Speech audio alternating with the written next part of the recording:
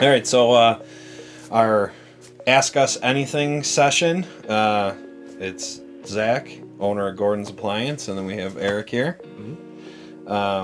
So the first question came from Mike, and the question was there ever anything you couldn't fix? Yes.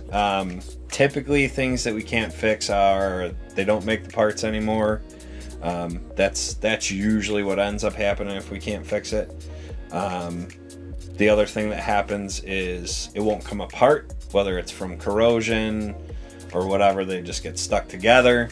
So stuff like that happens. We've had some puzzling ones that kind of got us stuck, but I can't think of any of those that we haven't actually repaired. Usually it's we can't get the parts or we just can't get the machine apart anymore. So thank you for that question, Mike. Next up we have Mike. Also Mike, can pets be cleaned in a dishwasher? Really, Mike? Come on. I don't think so. No, you probably shouldn't wash a pet, and you probably shouldn't wash your kids in the dishwasher either. All right, next up will be Noah. He asks, will I ever come back to Sears? I burned that bridge. I pretty much destroyed that bridge.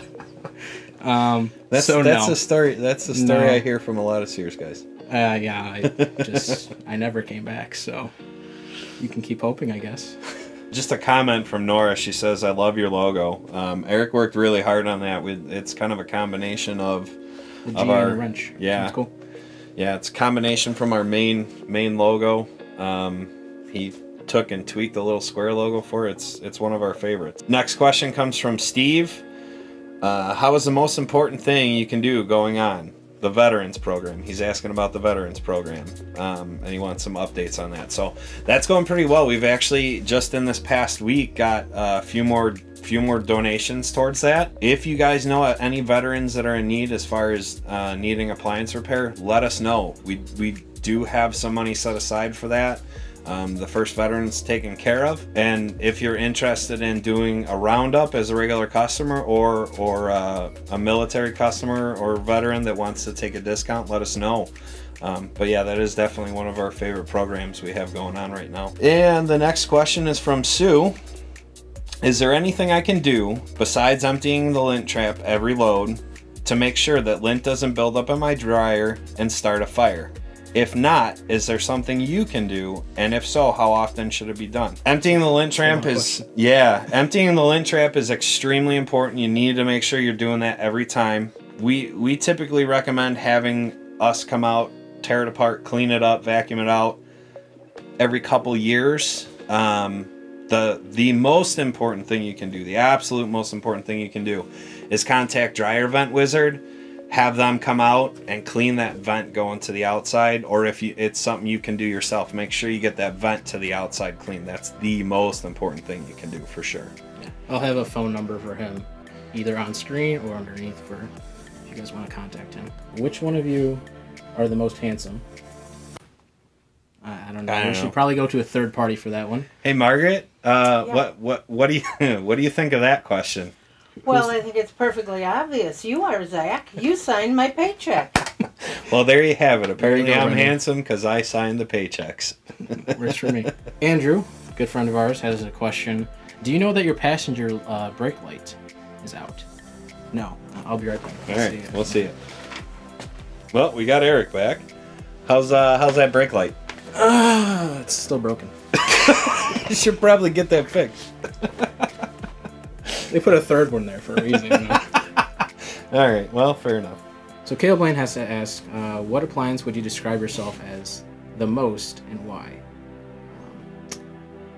I would probably say maybe a fridge because I'm cool and collected. Pretty reliable. Love it. So, and I like food a lot. So there you go. I don't know if you have an answer yet. Yeah, I'm gonna say a garbage disposal. Why is that, Zach? I can't. All the people say junk runs downhill, but I'll tell you what, it runs uphill. So I'm like a garbage disposal. Anything bad comes in, I grind it up, spit it out, get it taken care of. So, That works for me. And this one comes from Jessica. What is the funniest story you have from working on an appliance? Working on an oven, I take the door off, do the igniter repair, everything's good, turn around, put the oven door back on, fire it up just to, check, make sure everything's functioning properly, and there's just this horrendous smell. It's horrible. And I open the door and I look, and there's an extra little flame. So I shut everything down, take the door off, take everything apart after it cools down. Her son had reached in his diaper, pulled out a surprise, and threw it in the oven, and it lit on fire. And so, as if that wasn't bad enough, then she turns to me and she says, "Again?" So yeah, that's that one probably takes the cake for craziest thing I've seen working on an appliance. So in the time it took you to turn around and like get the door. Yeah, like half a second. This little 2-year-old just, there you go. Wonder who taught him that. Yeah. Next question. John asks, what is the airspeed of an unladen swallow? Really, Okry? Anyway. Next question. Moving on. Kathy has a comment for us. She said, Zach, you should have your own TV show. I really don't think anyone would pay to watch this ugly mug. I'm just saying. They would. So, well, all right. I could do it. We could try a TV show. We'll see how that works out. I mean, they did Duck Dynasty just fine. Well, I'm halfway there. There. Yeah. So on a serious note with that, we are actually talking about doing a podcast with other guys kind of in our industries, similar industries, electricians, plumbers, heating and air guys, stuff like that, and kind of doing a roundtable podcast, either audio, video combination. We haven't really hammered out the details, but we are talking about doing something like that. So in a serious note, something similar to this, where either the guys bring in a topic where you guys can ask questions about not only appliances but other trades, like Zach was saying. So. Right. So we're kicking around the details on that. So stay tuned for that. Mark brings us a big question here. How has technology changed the way you service/market your industry in 2017 compared to 10 years ago? How has it evolved, and what have you learned? So that's a huge question right there. I would say the biggest... You can say the service part, yeah. Yeah, the biggest thing for service for us is the smartphones. Being able to look up the parts, being able to look up troubleshooting manuals, because everything, you have to have a manual to work on it anymore. Some of the older stuff, not as much, but if you don't have a wiring diagram or a service book, it's really hard to do our job. So that's a big thing.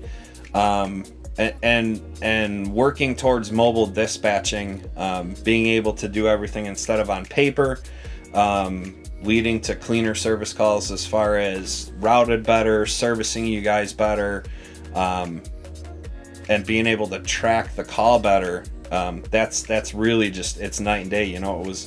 It used to be phone call comes into a landline, and you just schedule on a book and off you go, and you had to call the parts guy and hope the parts guy at the counter wasn't too busy to call you back. So that's really all changing, and I'll let Aric handle the marketing aspect. Yeah, as far as marketing, it kind of goes across all of the industries. It's kind of similar. Everything's moving online, of course, and social media.